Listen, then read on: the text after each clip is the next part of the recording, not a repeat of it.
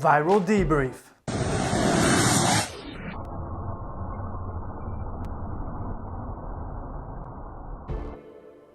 Coming up.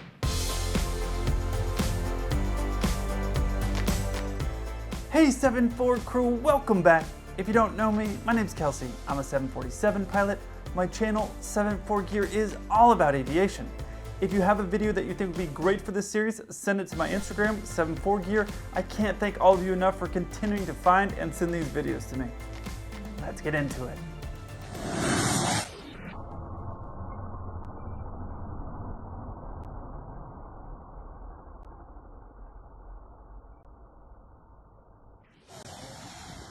This is St. Bart's, and on first look, it looks like this pilot could be reckless, flying so close to people so far away from the runway. Some of you have heard me say that typically you want to cross the threshold, which is the beginning part of the runway, 50 feet in the air. But that's a normal runway. The descent into the St. Bart's runway is a 6-degree descent, which by itself wouldn't be bad, but look how short this runway here is. It's very short. A typical descent path is 3 degrees. This is double that, 6 degrees, which means that as a pilot, if you develop muscle memory and you don't adapt for the different situation like this, you can get yourself in a lot of trouble. Because as you can see on the chart here at St. Bart's, this runway is very short, at 2,119 feet.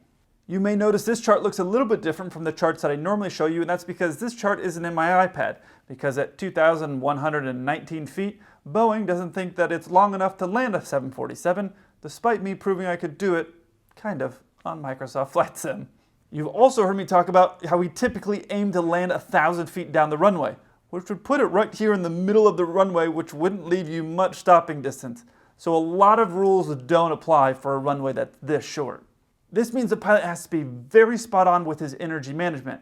If he has too much power that's going in to land there, he's going to end up floating and going off the end of the runway. I actually made, I think one of the first viral debriefs was on that situation. The pilot came in too fast, landed too long, didn't do a go-around, didn't have time to stop. So if you keep the power setting where you would normally keep it on a 3-degree glide path, you're going to end up going and floating down the runway and landing long. So you have to adapt to the situation, and that's why there's special training required when you go in there. As you can imagine, when you're flying this low and this close to the ground with people on your aircraft, you're going to require some additional special training. And it may surprise you because you might think, oh, these pilots probably saw those guys there, but I don't think they did. You've heard me talk about how when you're getting ready to land, we get hyper-focused on what we're doing. So the pilot is probably more focused on his speed and energy management, so he doesn't end up floating down the runway, and focusing on his area that he's planning to be landing. So you wouldn't really be looking over the nose to see the people there because you're going to be so focused on what you're doing. I've had people say, oh, did you see these people that were shooting or taking pictures? And it's like, no, not while I was landing. I was kind of focused on that. So it's interesting that these guys had enough common sense to duck when they saw the plane, but not enough common sense to stand right in the flight path of a plane getting ready to land.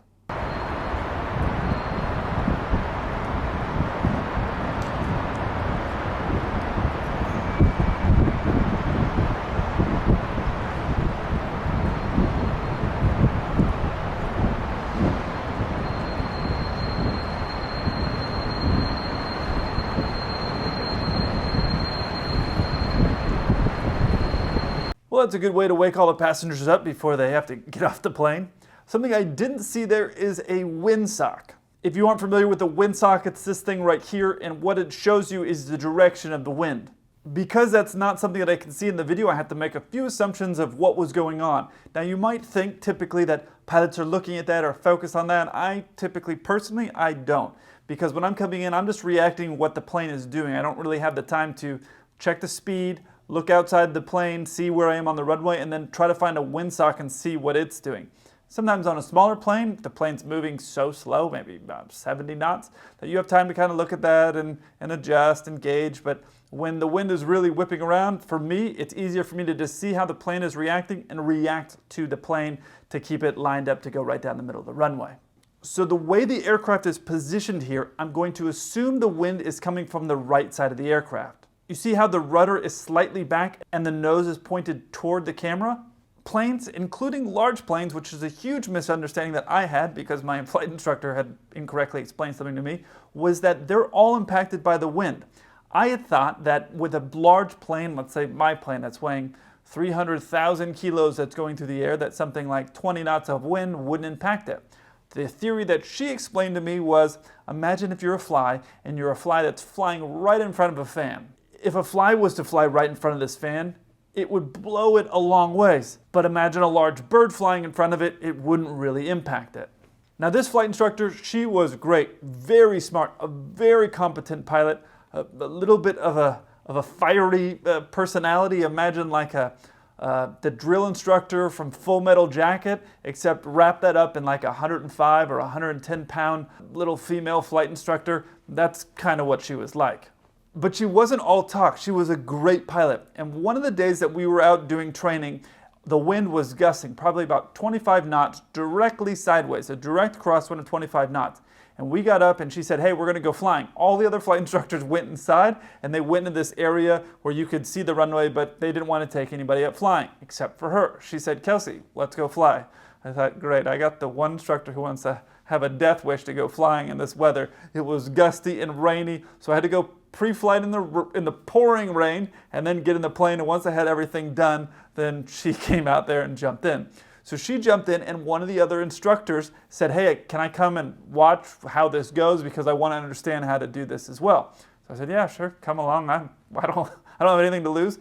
So we got up and we're doing these crosswinds at about 25 knots, which was the max demonstrated crosswind of this aircraft. This is what I was doing my multi-engine training on. Now I had to fight that plane to get on the ground. With her help, she was teaching me a lot of different skills, and I'm thankful to her forever for really boosting my confidence and dealing with that, because the reality is that sometimes you'll go out and only fly in fair weather and things look good, but if you get yourself jammed up and you don't know deep down inside that you can handle that, then it can be very scary.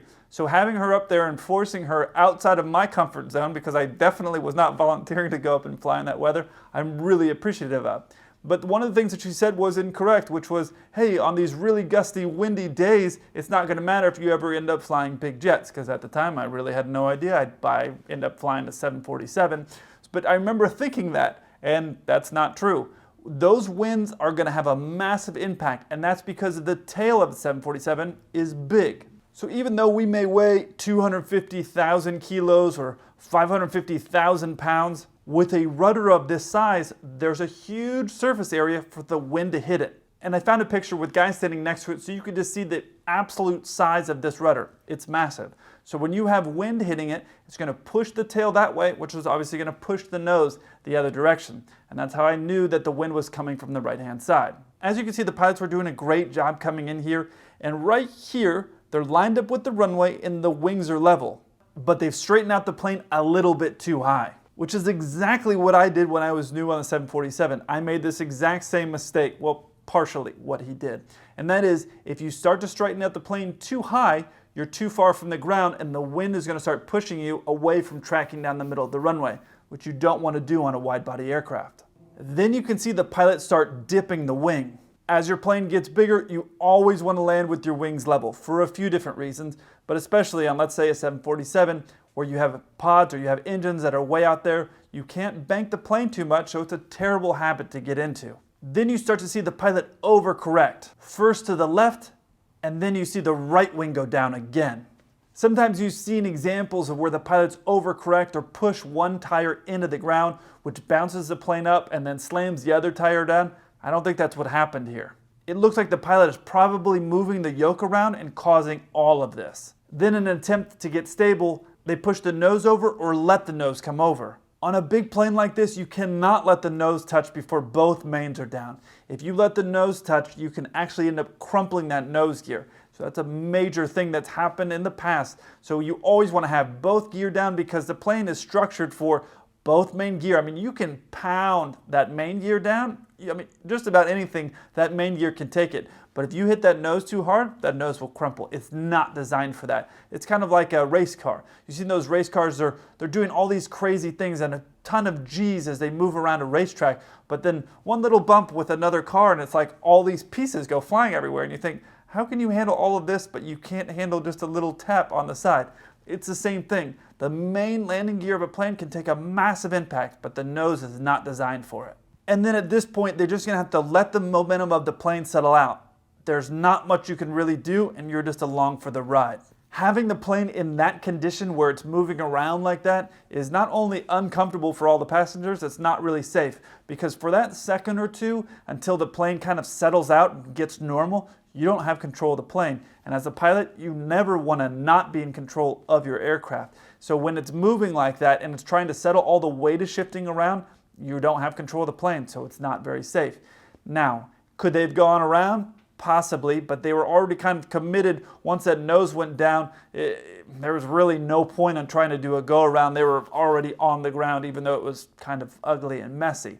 Now what will happen is once they taxi into the gate, they'll do a debrief, and I call them closed door landings. When you ever notice a pilot does a terrible landing, usually they don't open the door until a lot of the passengers have left. And the reason they don't open the door is because they're talking about what just happened. What went wrong, so they can talk about that, so they can prevent that from happening later that day or later in their future. While it's fresh in both people's mind, they want to do it. Now, I've seen it take 3 or 4 minutes, but I also seen it on a 747 where we emptied off the entire plane and got everybody off and the flight attendants were waiting for us. I've seen that as well. The situation was so not stabilized and not good that we ended up, and it was fine, it wasn't unsafe, but there was a lot to talk about what went wrong, what needed to be corrected, that during that entire time they deplaned an entire 747. So that's what I call a closed door landing.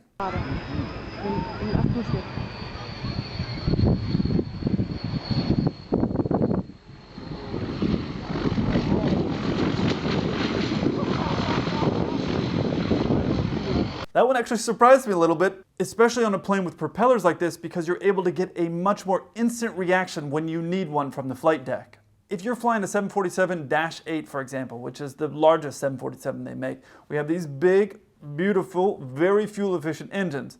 The problem is it takes a while for them to spin up.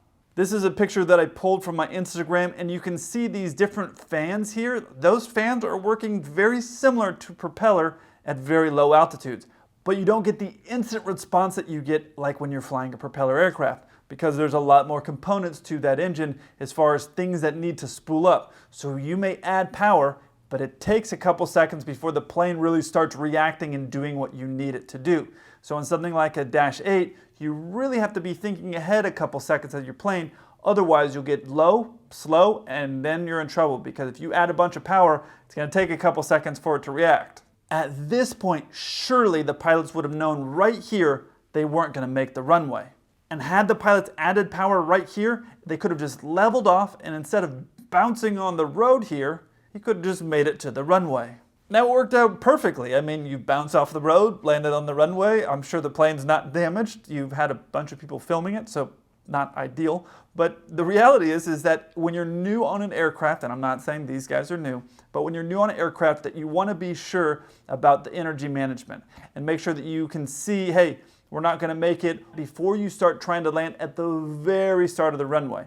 On a commercial civilian aircraft, we always land 1,000 feet down the runway for this exact situation. Because if you do something like this on a civilian aircraft at a civilian airport, there could be lights, there could be a bunch of things there, and now you have an accident. So you don't want to have that. So you land 1,000 feet down the runway, and that's why I always say when you're flying a small general aviation aircraft, you should aim to land 1,000 feet down the runway, because if you land 1,000 feet down the runway and you come up short, not a big deal. If you aim to do what these pilots did, which is land at the very start of the runway, and you come up short, you possibly could bounce on the road. And if you're a new pilot, you may not be able to control it as well as these pilots did. They handled it great. They bounced, landed, and it was like, yeah, no big deal. We totally planned that. But if you do bounce a plane like this with a plane full of passengers, your chief pilot is definitely going to want to have a chat with you. If you enjoyed this video, you're definitely going to like one of these two up here. I look forward to hearing from you. Until then, keep the blue side up.